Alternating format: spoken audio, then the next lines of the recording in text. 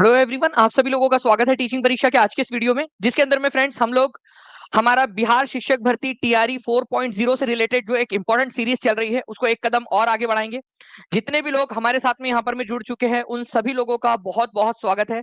सभी को आदाब, नमस्कार, सत श्री अकाल, ladies and gentleman, boys and girls, आप सभी का स्वागत। नाउ फ्रेंड्स, हम लोग जो है यहाँ पर में आगे बढ़े उससे पहले सबसे पहले मैं उन सभी लोगों का यहाँ पर मैं बहुत बहुत शुक्रिया अदा करना चाहूंगा, जितने भी बच्चे हैं जिन्होंने सेशन को फ्रेंड्स शुरू होते से ही सेशन को लाइक कर दिया है, उन सभी लोगों का बहुत बहुत शुक्रिया। और इसी के साथ में एक और चीज कि जितने भी बच्चे हैं, गुड न्यूज आपके लिए, जितने भी बच्चे हैं कल रात में 12 बजे तक जिन्होंने भी कोर्स में एनरोल कर लिया था, उन सभी बच्चों को हमने, ठीक है, आप लोग अपने अपने कोर्स में जाकर देख सकते हो, एनसीईआरटी डू यू नो का फोल्डर आपके कोर्स में ऐड हो चुका होगा। एक एक बच्चा, ठीक है, जिसने कल रात 12 बजे तक भी ले लिया था, उन सबके इसमें ऐड कर दिया है हम लोगों ने। और आज से उसके अंदर में जो है फ्रेंड्स फेज्ड मैनर में कंटेंट भी अपलोड होना स्टार्ट हो जाएगा। इसके अलावा कल रात 12 बजे तक जितने भी बच्चे हैं जिन्होंने कोर्स परचेस कर लिया था 12 बजे तक, उन सभी बच्चों को हम लोगों ने स्कोर बूस्टर सीरीज में भी स्टार्ट कर दिया है, जो 1 तारीख से आप लोगों की स्टार्ट होंगी, ठीक है, 1 सितंबर से।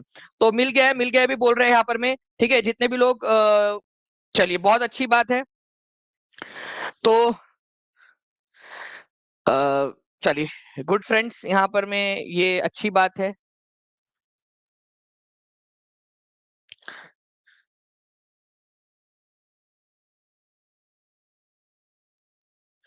नहीं, सारा का सारा ऐड हो चुका है आपका, अगर आप देखोगे, ठीक है, तो सारा का सारा जो है आपका ऐड हो चुका है। चलिए, तो फ्रेंड्स बाकी इसके अलावा मैं आपको बता दूं कि जितने भी बच्चे हैं जो लोग ऐड होना चाहते हैं, ठीक है, तो अभी भी आपके पास में मौका है।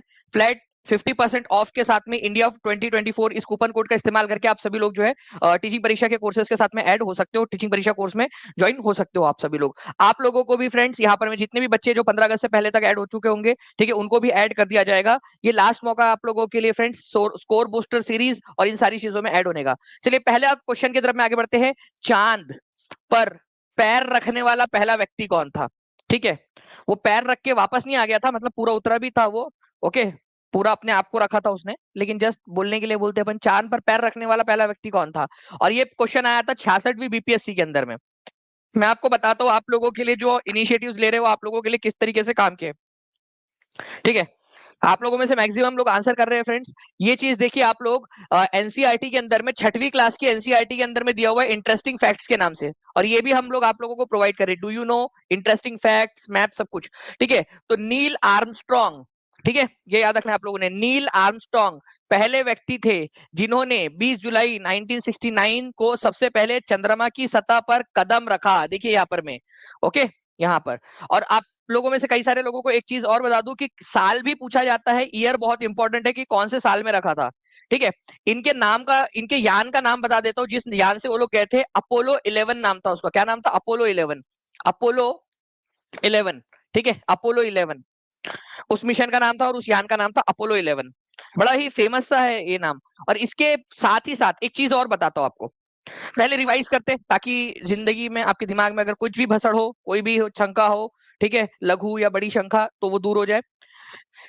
नील आर्मस्ट्रॉन्ग पहले व्यक्ति थे जिन्होंने चंद्रमा पर कदम रखा। बज अल्ड्रिन उनके साथ में गए थे, अगर कभी सेकंड वाला पूछ ले तो बज अल्ड्रिन नाम था उनका, ठीक है, कभी उस पर भी क्वेश्चन करवा दूंगा। दूसरा, कौन से साल में गए थे? 1969 में, ठीक है, अमेरिका के थे। अपोलो 11 उनके यान का नाम था, ठीक है, अपोलो 11 यान का और मिशन का नाम था अपोलो 11।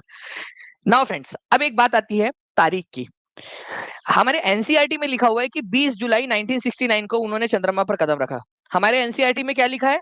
20 जुलाई 1969। आप नेट पर देखोगे ना तो वहां पर में दिखता है 19 जुलाई। पता है ऐसा क्यों है? बताओ। क्योंकि फ्रेंड्स हमारे यहाँ पर में ना पहले समय होता है, अमेरिका में बाद में होता है। जिस समय, जिस टाइम उन्होंने वो रखा था, उस समय भारत में 20 जुलाई लग चुकी थी, ठीक है, 20 जुलाई लग चुकी थी, और अमेरिका में 19 जुलाई चल रही थी उस समय में। आपको पता है ना इंटरनेशनल डेट लाइन का कंसेप्ट, वो आपको बताया था, प्रशांत महासागर में से इंटरनेशनल डेट लाइन जाती है, इसके इधर में एक दिन एक्स्ट्रा होता है, इसके इधर में राइट हैंड साइड में जाओगे तो एक दिन कम हो जाता है, वो वाला कंसेप्ट। तो 20 जुलाई थी भारत के अंदर में, इसी वजह से एनसीईआरटी ने 20 जुलाई लिखा है, अदरवाइज नेट पे कहीं पे भी सर्च करोगे तो 19 मिलता है। आपको 20 लगाना है क्योंकि एनसीईआरटी को ही चैलेंज किया जा सकता है, कई बार हो चुका है, एनसीईआरटी ने उसको, एनसीईआरटी से चैलेंज से वो क्वेश्चन हटाया गया है, ठीक है, तो कोई दिक्कत नहीं, आप बिंदास होके लगा सकते हो 20 जुलाई, क्योंकि एनसीईआरटी में एनसीईआरटी से ही लिया है आप लोगों का, ठीक है। तो ये 1969, ये भी याद रखना है आप लोगों ने। और ये पूरा का पूरा आप लोगों को आपको डू यू नो वाली सीरीज में भी मिल जाएगा। एंड कांग्रेचुलेशन एक बार फिर से जितने भी बच्चे थे जिन्होंने कल तक ले लिया था, ठीक है, अपने सपनों की उड़ान की तरफ में आप लोगों ने अपना पहला कदम रख लिया। जैसे इन्होंने पहला कदम रखा था चंद्रमा पर, आपने अपने सपनों के तरफ में, ठीक है, अपनी मंजिल की तरफ में एक पहला कदम रख लिया है। अपने घर वालों की जो है ना खुशियों की तरफ में उनको एक अच्छा जो है एक मूवमेंट देने के लिए कि आपका सिलेक्शन हुआ है, वो उस मूवमेंट की तरफ में आपने एक पहला कदम रख लिया है। कल रात में भी हमने क्लास ली थी, उससे आपको पता चल गया होगा कि कितने हम लोग सीरियस है इस बारे में। निम्नलिखित में से कौन सा शीत क्षेत्र के अंतर्गत आता है? ठीक है, ये देखिए Bihar primary teacher official paper के अंदर में आया था, शीत क्षेत्र फ्रिजिड जोन के अंदर में आता है। Area lying between 23 degree and 66 degree latitude, ठीक है, इन बोथ हेमिस्फीयर, ठीक है। Area lying between Antarctic circle and south pole, ठीक है। देखो अंटार्कटिक सर्कल ये है और साउथ पोल ये है। यहाँ पर में इस वाले क्षेत्र को क्या बोलते पता है? इस वाले क्षेत्र को पोलर जोन बोलते हैं, पोलर ध्रुवीय क्षेत्र, ठीक है। आप लोगों में से अगर कोई भी बच्चा है जो मुझे लंबे समय से फॉलो कर रहा है, उसको एक बात पता होगी कि मैंने ये चीजें आपको बहुत अच्छे से याद करवाई है बार बार बार बार, ठीक है। एक मैप के थ्रू आपको दिखाता हूँ, और ये मैप हमने कहाँ से लिया है पता है? ये आपकी एससीईआरटी से लिया हुआ मैप है, ध्यान से समझिएगा आप लोग। ओके, देखिए फ्रेंड्स, ये है आपका इक्वेटर, विषुवत रेखा, विषुवत व्रत, ठीक है। विषुवत व्रत के आप लोग अगर जाते हो 23.5 डिग्री नॉर्थ में, कहां पर में जाते हो? 23.5 डिग्री नॉर्थ में जाते हो आप लोग, तो वहां मिलेंगी आप लोगों को कर्क रेखा। 23.5 डिग्री साउथ में जाते हो तो वहां मिलेंगी मकर रेखा। और इन दोनों के बीच का जो क्षेत्र है 23.5 डिग्री साउथ और नॉर्थ कर्क रेखा में, और 23.5 डिग्री साउथ मकर रेखा, tropic of Cancer, tropic of Capricorn, ये एरिया को आप लोग बोलते हो उष्ण कटिबंधीय क्षेत्र, टॉरिड जोन या ट्रॉपिकल जोन। यहाँ सबसे ज्यादा गर्मी पड़ती है। अब आप लोग क्या कीजिए, ट्रॉपिक ऑफ कैंसर से, ठीक है, मतलब 23.5 डिग्री नॉर्थ से ऊपर में जाइए 66.5 डिग्री तक, 66.5 डिग्री नॉर्थ तक। ये 66.5 डिग्री नॉर्थ वाले सर्कल को क्या नाम से जाना जाता है, बता सकते हो आप लोग? बहुत ही इंटरेस्टिंग सा पॉइंट है। और जल्दी जल्दी से देखिए 1300 से ज्यादा बच्चे जुड़ चुके हैं फ्रेंड्स, और केवल 7 मिनट में आप लोग तो लगातार रिकॉर्ड पे रिकॉर्ड तोड़ते जा रहे हो टीचिंग परीक्षा वाले, ठीक है, क्योंकि आप हो टीचिंग परीक्षा असली, ठीक है मेरे बच्चे, प्यारे प्यारे बच्चे। जी हाँ, एनसीईआरटी में भी है, एससीईआरटी में भी है, वही तो मैं बोल रहा हूँ आप लोगों को, ठीक है। तो आर्कटिक सर्कल और ट्रॉपिक ऑफ कैंसर के बीच में जो है ये, इसको कहा जाता है टेम्परेट जोन। यहाँ थोड़ी सी कम गर्मी पड़ती है as compared to torrid zone, ठीक है। उष्ण कटिबंधीय क्षेत्र के मुकाबले में यहाँ थोड़ी कम ठंड गर्मी पड़ती है, ठीक है। ये याद रखना है आप लोगों ने पूरी तरह से। ओके, ये हो गया। लेकिन फ्रेंड्स यहाँ पर मैं अगर मैं बात करूं आप लोगों से, ट्रॉपिक ऑफ कैप्रिकॉर्न साउथ में मकर रेखा से लेकर अंटार्कटिक सर्कल 66.5 डिग्री साउथ तक, ये वाला भी क्या कहलाता है आपका? ये भी उष्ण, ये भी आपका, ठीक है, शीतोष्ण कटिबंधीय क्षेत्र कहलाता है। तो शीतोष्ण कटिबंधीय क्षेत्र दो हो गए आप लोगों के, ठीक है। कौन कौन से हो गए? एक तो ये वाला एरिया हो गया आपका उत्तर वाला, ठीक है, और ये हो गया एक दक्षिण वाला। तो 23.5 डिग्री उत्तर से 66.5 डिग्री उत्तर तक का जो क्षेत्र है उसको उत्तरी शीतोष्ण कटिबंधीय क्षेत्र कहते हैं। यहां पर में टॉरिड जोन के मुकाबले में कम गर्मी पड़ती है। वैसे ही 23.5 डिग्री साउथ से लेकर 66.5 डिग्री साउथ तक का जो एरिया है, इसको आप लोग दक्षिणी शीतोष्ण कटिबंधीय क्षेत्र, साउथ टेम्परेट जोन के नाम से जानते हैं। यहां भी टॉरिड जोन या ट्रॉपिकल जोन के मुकाबले में कम गर्मी पड़ती है, ठीक है, मतलब थोड़ा ठंडा सा रहता है यहाँ पर में। सबसे ज्यादा ठंडा कहाँ रहता है? पोलर जोन में, जिसको फ्रिजिड जोन भी कहा जाता है, पोलर जोन या फ्रिजिड जोन कहते हैं उसको, शीत कटिबंध क्षेत्र, 66.5 से लेकर पोल तक, दक्षिणी ध्रुव तक, ठीक है। आर्कटिक सर्कल, अंटार्कटिक सर्कल भी बोलते हैं 66.5 डिग्री वाले को, अंटार्कटिक सर्कल से साउथ पोल तक फ्रिजिड जोन। और आर्कटिक सर्कल या 66.5 डिग्री नॉर्थ से लेकर नॉर्थ पोल तक रहता है फ्रिजिड जोन। ये तो दो फ्रिजिड जोन है, एक आपका टॉरिड जोन है, दो टेम्परेट जोन है, और दो फ्रिजिड जोन है हमारे पृथ्वी के ऊपर में। इस तरीके से आप लोगों ने याद रखना था, ठीक है। तो अब बताओ इस क्वेश्चन का आंसर क्या होगा आप लोगों का? आप लोग खुद से देखिए इस क्वेश्चन का आंसर, आप लोग खुद से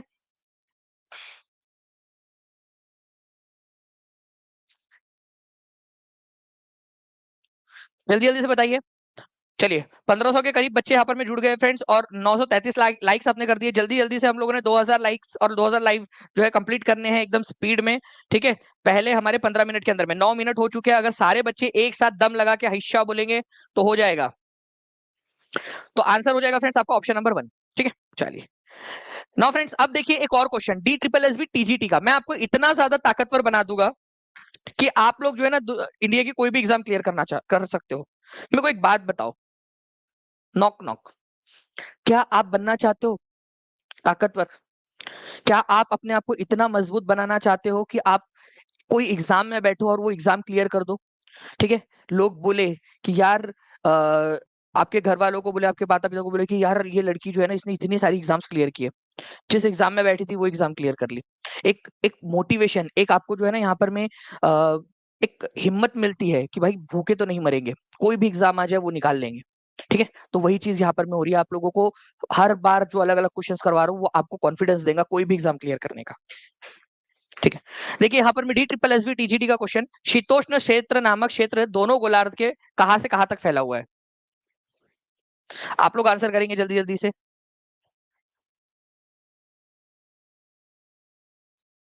सर जी इतना नजदीक आके बोल रहे हैं, लग रहा है मेरे बड़े भाई है। तो बड़े भाई ही है गुलफ्शा जी, गुलफ्शा नाज जी आपके बड़े भाई ही है। ठीक है, तो ये हो जाएगा friend 23.5 degree and 66.5 degree latitude के ऊपर में, दोनों गोलार्ध में, दोनों तरफ में। ठीक है, तो 23.5 डिग्री से लेकर 66.5 डिग्री ऊपर तक, और 23.5 डिग्री से 66.5 डिग्री नीचे तक, इसको शीतोष्ण क्षेत्र या टेम्परेट जोन कहा जाता है। ठीक है, चलो तो ये भी आप लोगों ने याद रखना था, इंपॉर्टेंट पॉइंट है आपका। ओके, चलिए नेक्स्ट जो है फ्रेंड्स, हम लोग यहाँ पर में पॉइंट की तरफ में आगे बढ़ते हैं हमारे।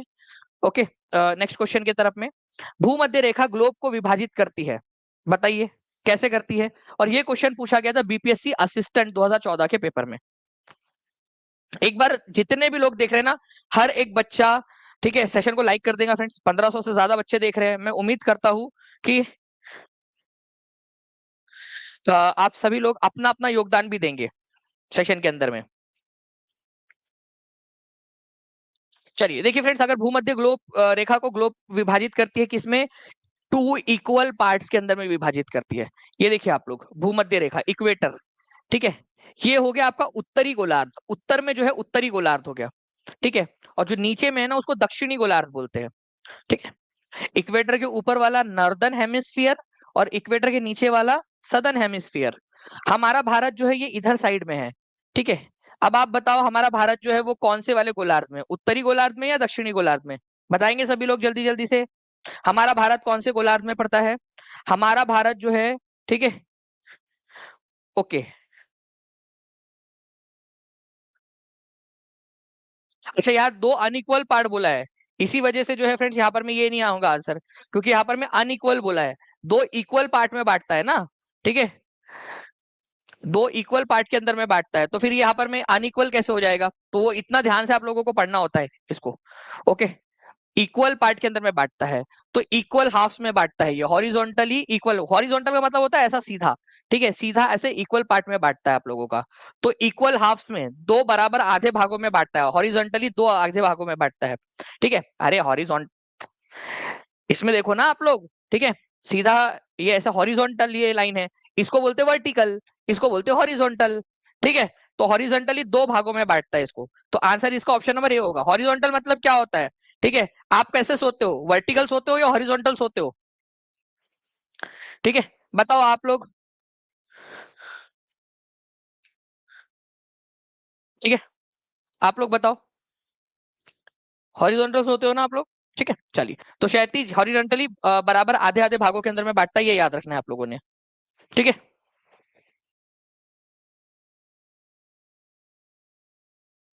चलिए, नाउ फ्रेंड नेक्स्ट क्वेश्चन है आप लोगों का 64वीं बीपीएससी का, ये बताइए। एक बात पूछनी थी आपसे, इतना कैसे याद रखे, या पढ़ते हैं वो भूल जाते हैं, वो पढ़ते हैं या भूल जाते, क्या बात है? देखिए आज आपने ना एक ऐसा सवाल पूछ लिया माया कुमारी जी, जिसका सवाल, जिसका जवाब मैं आज ही आपको देने वाला हूँ। ठीक है, आज आपको बता दूं कि आज रात 10 बजे, ठीक है, आपके लिए, आप लोगों के लिए टीचिंग परीक्षा लेकर आया है इंडिया के जो वन ऑफ द टॉप, ठीक है, मोस्ट रेटेड जो साइकेट्रिस्ट है डॉक्टर अक्षय सरोदे, उनके साथ में मैं आप लोगों की मीटिंग करवा रहा हूँ। ठीक है, पूरा का पूरा। और अक्षय सर से हमने रिक्वेस्ट की, और वो हमारे प्यारे प्यारे बच्चों के लिए आने के लिए तैयार हो गए हैं। आपके जो भी सवाल है, जो आपकी दिक्कतें हैं, उसको वो क्या करेंगे, वो कैटर करेंगे आज 10 बजे। ठीक है, वो आपको बताएंगे कि पढ़ते कैसे, लॉन्ग टर्म याद रखने की पद्धति क्या होती है, कैसे आप बेहतर, कम समय में, कम एफर्ट्स में ज्यादा आप हासिल कर सकते हो, कैसे आप रैंक को अपनी बूस्ट कर सकते हो, अपना जो है हिम्मत को कैसे रख सकते हो, अपने आप को काबू कैसे रख सकते हो। ठीक है, तो ये सारी चीजें, और ये टीचिंग परीक्षा आपके लिए जो है लगातार मेहनत करता रहेगा। ये भी एक टीचिंग परीक्षा का प्रयास है आप लोगों के लिए, हमारे प्यारे बच्चों के लिए।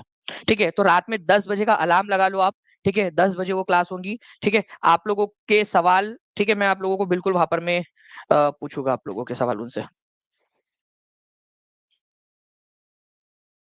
ठीक है, चलिए।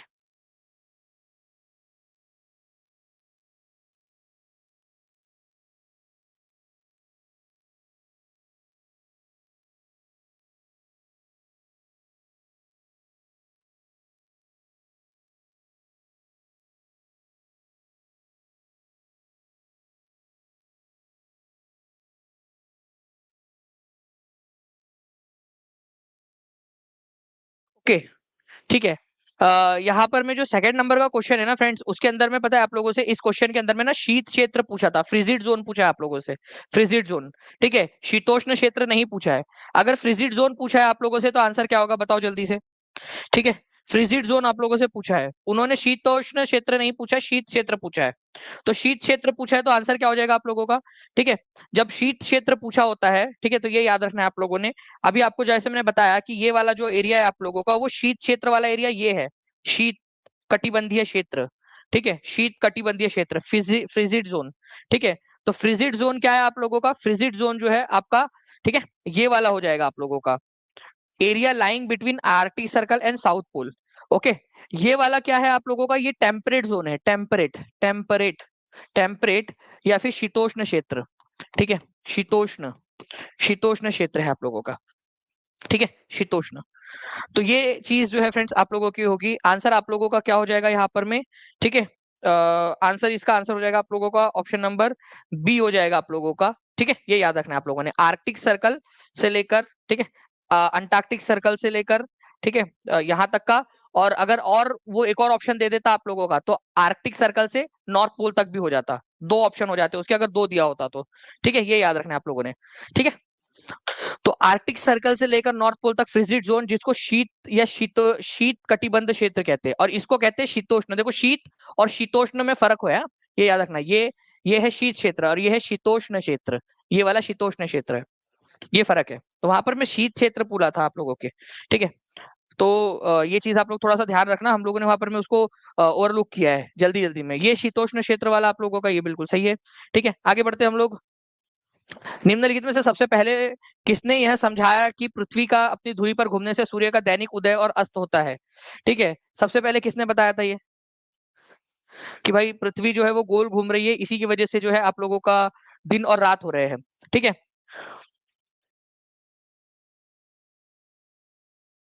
जी हाँ बिल्कुल। जो देखिए, कई बार क्या होता है ना कि ये जो चीजें होती है, जैसे हम लोगों ने यहाँ पर मैं उसको रिवाइज किया, तो अब आप लोगों को भी लंबे समय तक ये चीज याद रहेंगी।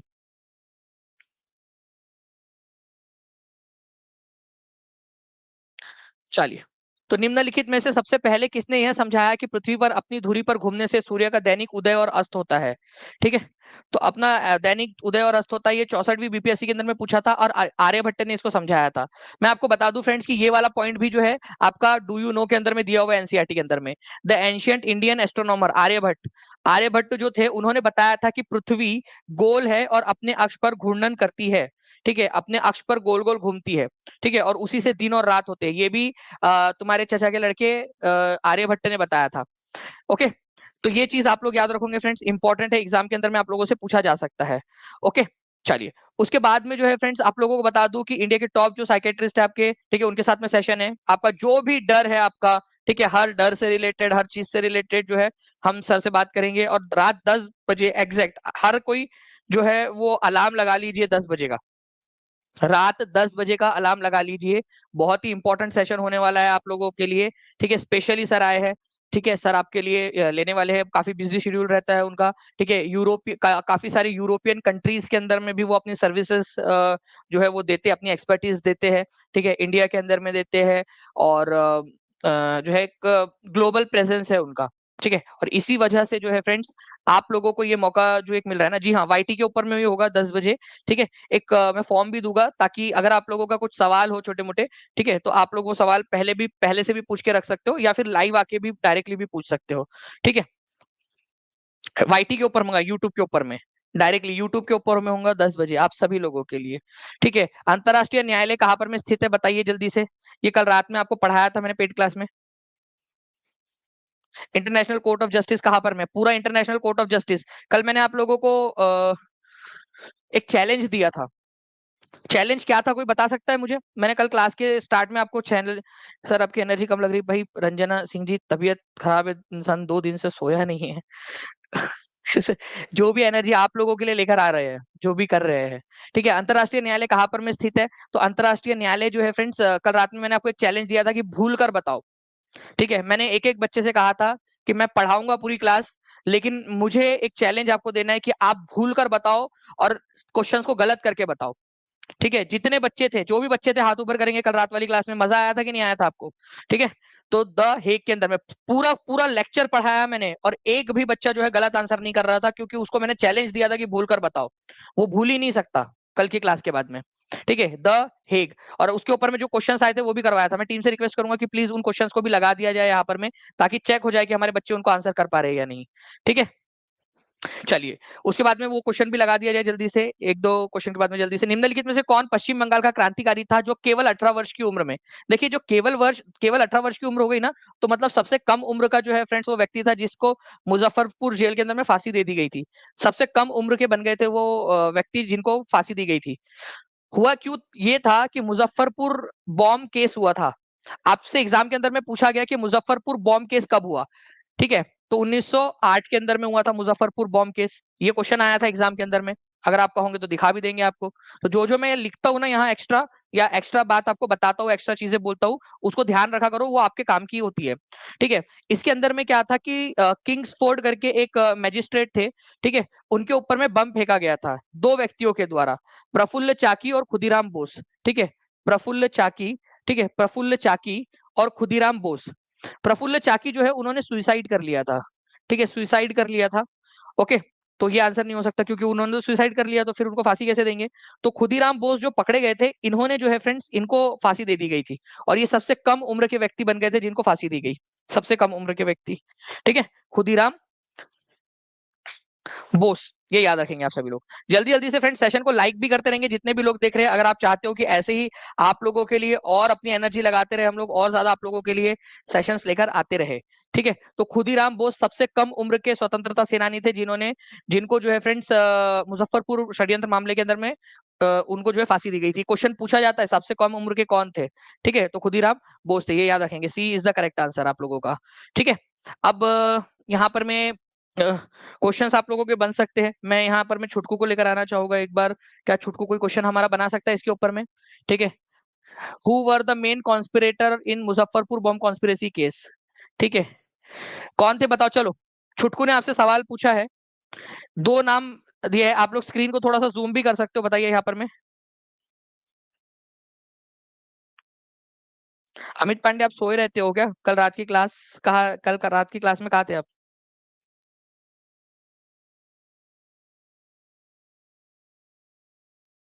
ठीक है, चलिए, तो खुदीराम बोस और प्रफुल्ल चाकी, ये याद रखना है आप सभी लोगों ने। ठीक है, खुदीराम बोस और प्रफुल्ल चाकी। इसके अलावा जो है फ्रेंड्स यहाँ पर मैं आप देखिए महत्वपूर्ण व्यक्ति जो है उन लोगों के यहाँ पर मैं आपके दिए गए हैं। मैं एक बार चाहूंगा कि इससे भी हम लोग एक क्वेश्चन बनवा ले एआई से, इसके जरिए। ठीक है, छुटकू एक क्वेश्चन बनाओ, who was the youngest revolutionary freedom fighter associated with Muzaffarpur conspiracy case? अब चलो, अब तो आप लोग बता सकते हो। चलो मैं इसको सेव एज स्लाइड कर लूं, ठीक है, या फिर आप लोग बताओगे डायरेक्टली जूम करके? सुमित सिंह ऐप के अंदर में आपके कोर्स में जाकर देखिए आप। ठीक है, आपके कोर्स में एक फोल्डर ऐड कर दिया गया है। ठीक है, ऐप को थोड़ा सा छेड़ो तो यार, जब तक ऐप को छेड़ोगे नहीं तब तक कैसे चलेगा? ठीक है, सुखदेव, जोगेश चंद्र चटर्जी, खुदीराम बोस, प्रफुल्ल चाकी। तो आंसर क्या हो जाएगा आप लोगों का? खुदीराम बोस। ठीक है, सबसे यंगेस्ट रिवॉल्यूशनरी थे जिनको फांसी दी गई थी। इस तरीके से भी क्वेश्चन बन सकता है आप लोगों का। तो ये भी एक मजेदार तरीका है हम लोगों का सीखने का। ओके, अंतरराष्ट्रीय न्यायालय कहाँ पर में स्थित है? बीपीएससी टीआरई 2 का क्वेश्चन, जो भी पढ़ाया था आप लोगों को उसी से रिलेटेड पॉइंट। सारी की सारी जो क्लास है आपकी। ठीक है, रागिनी आप थोड़ा सा उसको जूम करके, जैसे यूट्यूब को ऐसा पिंच आउट करोगे ना तो वो जूम हो जाता है।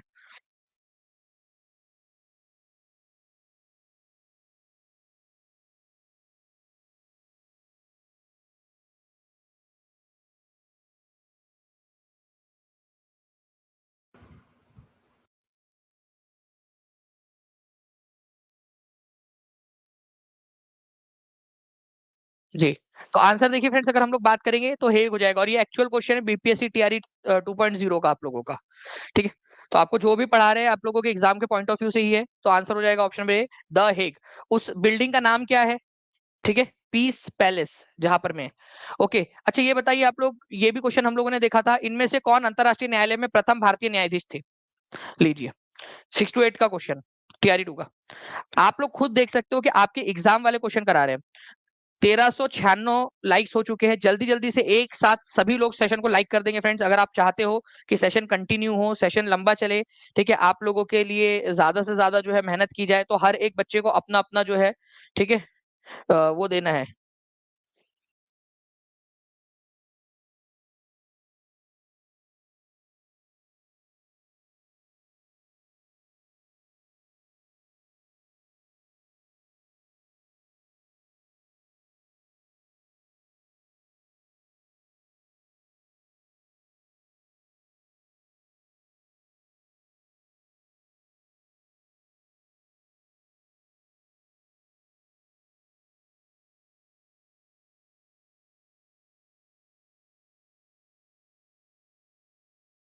जी, तो आंसर क्या हो जाएगा फ्रेंड्स यहाँ पर? मैं आपका बी एन राव, ये पूरा का पूरा मैंने आपको बताया था। ठीक है, एक एक चीज याद भी करवा दिया था कि 1952 से लेकर 1953 तक बी एन राव थे। याद आ रहा है जितने बच्चे थे कल, वो एक बार बता देंगे जल्दी से हाथ ऊपर करके। नगेंद्र सिंह भी थे फ्रेंड्स आपके, और दलवीर भंडारी अभी प्रेजेंट के अंदर में है। ठीक है, ये हम लोगों ने देखा हुआ है। पूरा का पूरा अगर आपको बता दूं तो बेनेगल नरसिंह राव, ये वही है जो हमारे भारत के संविधान सभा के सलाहकार भी थे, और इंटरनेशनल कोर्ट ऑफ जस्टिस के पहले, भारत की तरफ से पहले जो है जस्टिस भी बने थे। 15 जजेस होते, उनमें से एक थे, बट उनकी मृत्यु हो गई थी बाद में। नगेंद्र सिंह, ठीक है, ये था पूरा बहुत एनर्जेटिक तरीके से और बहुत ही बढ़िया तरीके से हमने पढ़ा था। जितने भी बच्चे हैं वो हाथ ऊपर करके बता देंगे बिल्कुल कि सर किया था हमने, मजा आया था अगर आपको तो। ठीक है, आर एस पाठक जो थे फ्रेंड्स, ये भी बने थे 1989 से 91 तक। और अभी दलवीर भंडारी जो है, इनका सेकंड टर्म चल रहा है। 9 साल के लिए बनते, लेकिन उनको एक बार और दूसरी बार भी बना दिया गया। ठीक है, ये सिंधु यादव देखिए ना, यहाँ पर मैं एक दिखाता हूँ आपको। ठीक है, नमूना देखना है क्या आपको? सैंपल, मतलब एक पल के अंदर में आप सबसे अच्छे और एक पल के अंदर में आपके साथ में क्या हो सकता है?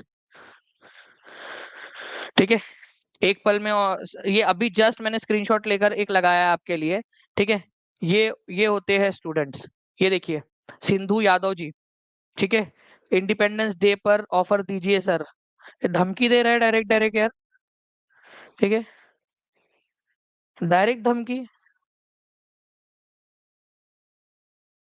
इंडिपेंडेंस डे पर ऑफर दीजिए भाई, मतलब गन होती उसके पास तो गन पॉइंट रख देता। वो तो यूट्यूब के अंदर अगर उसका बस चले तो वो स्क्रीन पर गोली मार के मेरे को उड़ा दे।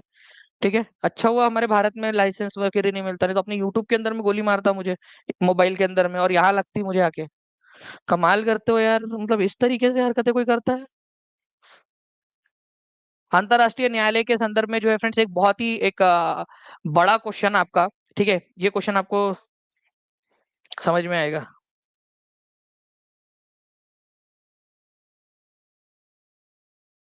ऑलरेडी यार 50% ऑफ दिया हुआ है, सब कुछ है, सारी चीजें दे रहे हैं आपको। ठीक है, खर्चा तक नहीं निकल रहा है। ठीक है, इतना सारी चीजें आपको दे रहे हैं, आपको स्कोर बूस्टर सीरीज सब कुछ, ताकि बस इतने इसलिए, ताकि आ,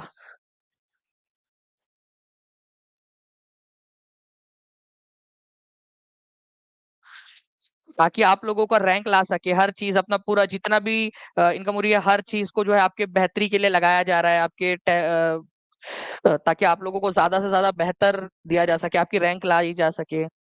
ठीक है, और ये तो आपने देखा ना, लाइव डेमोन्स्ट्रेशन दिखा दिया आपको कि स्टूडेंट कैसे होते हैं। ठीक है, मतलब हम सब इंसान कैसे होते हैं करके। और यहाँ पर मैं देखिए 2200 बच्चे देख रहे हैं, लेकिन उन लोग 1500 बच्चों ने ही लाइक किया। उन लोगों को लाइक करना तक नहीं जमता है, उन लोगों के उनके हाथ टूट जाते हैं उन लोगों के। ठीक है, इतना बोलने के बावजूद भी उनका सब्सक्राइब का बटन नहीं दबता उन लोगों से, कितना कुछ है। अंतरराष्ट्रीय न्यायालय के संदर्भ में निम्नलिखित में से कौन सा कथन सही है? इंटरनेशनल कोर्ट ऑफ जस्टिस जो है वो केवल पानी के मामले में जो है वो डिस्प्यूट करता है। गलत, केवल पानी के मामले में नहीं करता। ठीक है, वो अलग अलग मामलों में भी कर सकता है, लेकिन हाँ इन्वायरमेंट वाले जो मामले होते हैं, पर्यावरण से रिलेटेड मामले, उसमें इंटरनेशनल कोर्ट ऑफ जस्टिस जो है कोई हस्तक्षेप नहीं कर सकता। तो पानी के मामले में तो कर सकता है, दो देशों के बीच में अगर पानी का विवाद है तो उसमें कर सकता है, लेकिन इन्वायरमेंट वाले जितने भी मामले होते हैं उनके लिए अलग ट्राइब्यूनल से अलग कोर्ट्स बनी हुई हैं। ठीक है, अंतरराष्ट्रीय न्यायालय दो देशों के बीच में कोई भी विवाद है उनको सुलझा सकता है। ठीक है, जैसे कुलभूषण जाधव वाला केस दिया था मैंने, एग्जांपल दिया था कल रात में आप लोगों को, कुलभूषण जाधव का एग्जांपल, बिल्कुल वैसे ही जो है फ्रेंड्स आप लोगों को, ठीक है, बता दूं कि यूक्रेन और रशिया का जो वॉर चल रहा है उसका भी एक मामला इंटरनेशनल कोर्ट ऑफ जस्टिस के अंदर में चल रहा है। लेकिन जब पर्यावरण से रिलेटेड मामले आते हैं ना आप लोगों के, ठीक है, पर्यावरण से रिलेटेड मामले, तो पर्यावरण से रिलेटेड मामले जो है उसके ऊपर में इन्वायरमेंटल मामलों के अंदर में ये कार्रवाई नहीं कर सकता, तो दूसरा वाला सही हो जाएगा आप लोगों का। ठीक है, दूसरा वाला आप लोगों का सही हो जाएगा। ओके।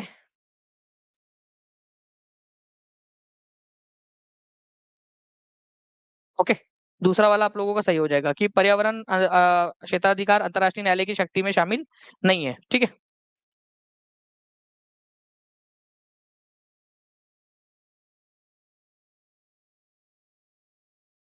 चलिए इस क्वेश्चन का आंसर कर दिया। अंतर्राष्ट्रीय न्यायालय के न्यायाधीश का कार्यकाल कितना होता है? ठीक है, आर्मी कैडेट का जो एग्जाम होता है उसका बता दीजिए यहाँ पर मैं।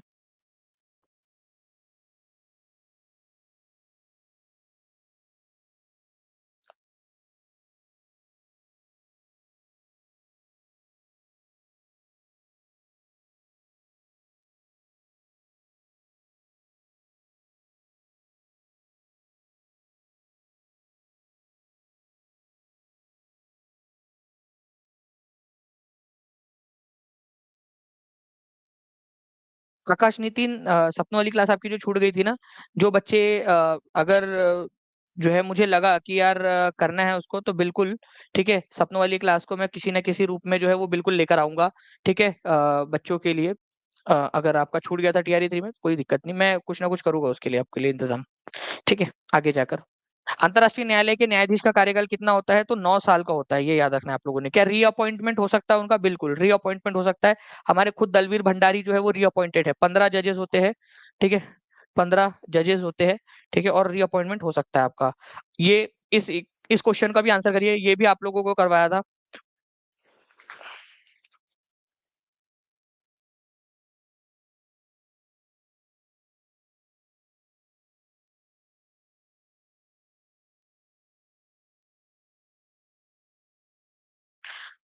आप लोगों को पता है फ्रेंड्स कि आज रात 10 बजे जो है आप लोगों के अक्षय सर के साथ में, आप लोगों को मैं, अक्षय सरोदे सर के साथ में, जो टॉप साइकेट्रिस्ट है हमारे इंडिया के, उनके साथ में मैं आप लोगों को मिलाने वाला हूँ।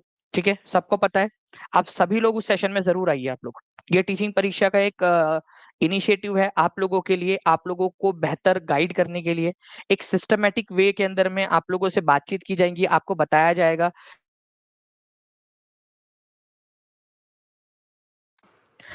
पहले जो है फ्रेंड्स आप लोगों को बताया जाएगा कि किस प्रकार से आप लोगों को पढ़ाई करनी है, या अपनी जिंदगी को मैनेज करना है, स्ट्रेस मैनेजमेंट कैसे करना है, हैप्पी कैसे रहना है, ये सारी चीजों के ऊपर में चर्चा की जाएगी। उसके बाद में आपके भी सवाल लिए जाएंगे।